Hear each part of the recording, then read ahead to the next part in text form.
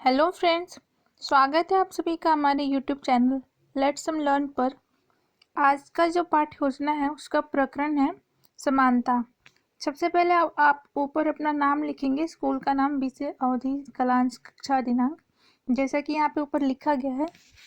वैसे अगर आप छात्र अध्यापक है तो छात्र अध्यापक नाम लिखेंगे, और अगर आप छात्र अध्यापिका हैं तो छात्र अध्यापिका लिखेंगे।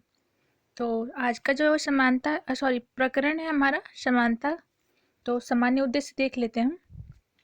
सामान्य उद्देश्य में है छात्र नागरिकों के अधिकारों से अवगत हो सकेंगे। जो दूसरा है वो छात्रों में लोकतांत्रिक नागरिकता का विकास होगा। तीसरा, छात्रों में देश की सामाजिक व्यवस्था का ज्ञान प्रदान करना। जो चौथा है वो छात्रों के व्यक्तित्व का विकास करना। ये रहा हमारा सामान्य उद्देश्य। अब सामान्य उद्देश्य के बाद आता है आपका विशिष्ट उद्देश्य। तो जो विशिष्ट उद्देश्य में होता है वो ये होता है कि इसमें पहला क्या है, विशिष्ट उद्देश्य का मतलब ये होता है कि आप जिस टॉपिक को पढ़ा रहे हैं, आपका जो प्रकरण है, उस प्रकरण से बच्चों को क्या ज्ञान प्राप्त होगा, विशेषता। तो ये विशिष्ट उद्देश्य ये होता है। पहला इसमें एक छात्र समानता का प्रत्यास्मरण कर सकेंगे, छात्र समानता की व्याख्या कर सकेंगे, छात्र समानता का ज्ञान प्राप्त कर सकेंगे। चौथा जो है वो छात्रों में समानता के प्रति सकारात्मक दृष्टिकोण विकसित होगा। अब यहाँ पे जो शिक्षक सहायक सामग्री है, शिक्षक सहायक सामग्री में आप चौक, डस्टर और श्यामपट्ट तो होगा ही, और अगर आप इससे रिलेट कोई समानता से रिलेट कोई आप चार्ट दिखाना चाहते हैं तो वो चार्ट को भी यहाँ पर आप लिख लीजिएगा, ठीक है। अब पूर्व ज्ञान में क्या होगा, छात्र समानता विषय के बारे में सामान्य जानकारी रखते हैं। अब आपका जो हेडिंग आता है वो आता है प्रस्तावना के प्रश्न। तो आइए देखते हैं प्रस्तावना का प्रश्न कैसे निकाला जाता है। प्रस्तावना का प्रश्न जो होता है वो बहुत ही ज़्यादा महत्वपूर्ण होता है। तो सबसे पहले इसमें 3 कॉलम बनाए जाते हैं। पहला कॉलम में जो होता है वो क्रम संख्या होता है, दूसरे कॉलम में छात्र अध्यापक, और अगर आप छात्र अध्यापिका है तो छात्र अध्यापिका कथन लिखेंगी, ठीक है। और तीसरे कॉलम में छात्र या छात्रा क्रिया, छात्र छात्र क्रिया या कथन, कुछ भी आप लिख सकते हैं। तो यहाँ पे पहला प्रश्न बच्चों से करेंगे कि बच्चे विद्यालय क्यों जाते हैं। तो बच्चों का जवाब आएगा, उत्तर आएगा पढ़ने के लिए। तो आप उसी उत्तर से दूसरा अपना प्रश्न बनाएंगे। तो फिर आप दूसरा प्रश्न बच्चों से करेंगे कि पढ़ाई को लेकर भारत देश में लड़के और लड़कियों में क्या अंतर है। तो बच्चे बोलेंगे कि लड़कों के लिए अच्छी शिक्षा दी जाती है, लड़कियों को नहीं, लड़कों के लिए अच्छी शिक्षा तथा लड़कियों के लिए नहीं। तो अब आपका तीसरा प्रश्न ये होगा कि लड़कों को अच्छी शिक्षा देना तथा लड़कियों को नहीं देना क्या कहलाता है। तो बच्चे जवाब देंगे कि भेदभाव, ठीक है। प्रस्तावना के प्रश्न में कम से कम 3 प्रश्न होने चाहिए, कम से कम जो होंगे वो 3 होंगे, 3 से कम प्रश्न नहीं होने चाहिए।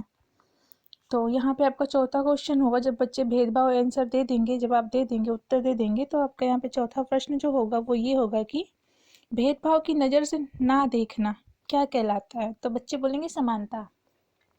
भेदभाव की नज़र से ना देखना क्या कहलाता है। तो बच्चे बोलेंगे समानता। आप अपना 5वां प्रश्न करोगे बच्चों से कि समानता के बारे में आप क्या जानते हैं। तो बच्चे कुछ बता नहीं पाएंगे, मौन हो जाएंगे, या फिर हो सके तो थोड़े बहुत बच्चे कुछ कुछ बता दें, लेकिन फिर भी ये क्वेश्चन उनके लिए समस्यात्मक होगा, बच्चे मौन हो जाएंगे। उसके बाद आप अपने उद्देश्य कथन को घोषित करेंगे कि बच्चों आज हम सब समानता के बारे में पढ़ेंगे, ठीक है। उसके बाद आता है आपका प्रस्तुतिकरण।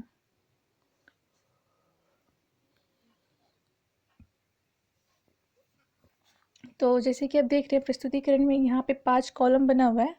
पहले में क्रम संख्या, दूसरे में छात्र अध्यापिका क्रिया, और तीसरे में छात्र या छात्र क्रिया, चौथे में जो है वो शिक्षण विधि, और 5वें में जो है वो श्यामपट्ट कार्य आता है। तो आपका जो वहाँ पे प्रश्न समस्यात्मक बना था कि समानता के विषय में, समानता के बारे में आप क्या जानते हैं, बच्चे नहीं बता पाए थे। तो अब आप उस समानता के विषय में आप क्या जानते हैं, जो आपका प्रश्न है, आप उसी को यहाँ पे स्पष्ट करोगे, व्याख्या करोगे, ठीक है। तो ये स्पष्टीकरण है। तो स्पष्टीकरण में आप जब स्पष्टीकरण देंगे तो ये आपका जो छात्र और छात्रा ध्यानपूर्वक सुनेंगे और जो शिक्षण विधि है वो स्पष्टीकरण विधि होगी।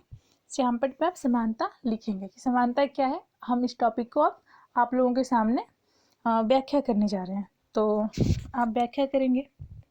स्पष्टीकरण में देखिए क्या लिखा है कि समानता का अर्थ यह है कि प्रत्येक व्यक्ति की आवश्यकताओं का ध्यान रखते हुए व्यवहार करना, प्रत्येक व्यक्ति को उसकी क्षमता के अनुसार उसको अवसर प्रदान करना। लोकतंत्र नागरिकों की समानता को बढ़ावा देता है।